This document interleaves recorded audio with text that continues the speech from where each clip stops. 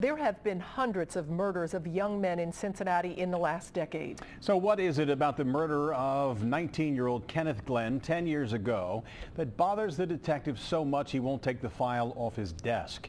It has to do with Glenn's big sister. She calls in with clues several times a year.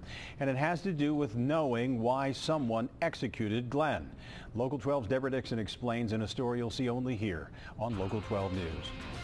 Kenneth Glenn, KG as he was called, liked being around family. He was very close to his big sister. We were very close. Like wherever I went, he went.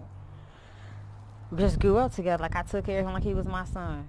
Kenneth was a quiet kid who liked to draw. That he wasn't that person that you see that's out here getting into trouble and robbing people and hurting people. That wasn't him. So how did the kid who stayed out of trouble end up with a bullet in the back of his head in this apartment on Kipling Avenue? He and Tamika lived around the corner, but Kenneth came here with friends to play Xbox. That's what he was doing when gunmen came in 10 years ago yesterday. Whatever the thugs were looking for when they broke into that apartment 10 years ago yesterday, they did not find, and they looked all over for it. So they ended up robbing the woman who lived there, her friend, and Kenneth.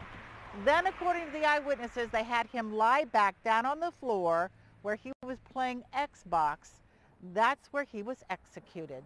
This is an execution either because he recognized him, which he probably wouldn't have said anything anyway, or they just were so agitated that they took their anger out on Kenneth.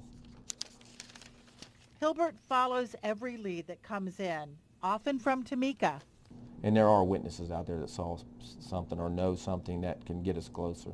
Every time I hear something about my brother's case, I'm calling. I don't care who it is, what it is. I'm calling because I want to know. I want to know. What Tamika will never know is what could have been. It's just every day.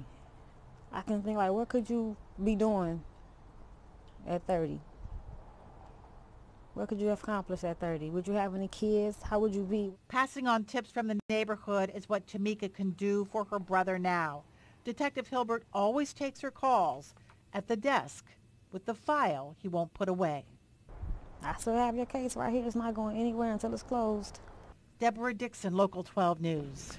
There is a $1,000 Wheel of Justice reward for information about Kenneth's murder. You can call the information to Crime Stoppers at 352-3040.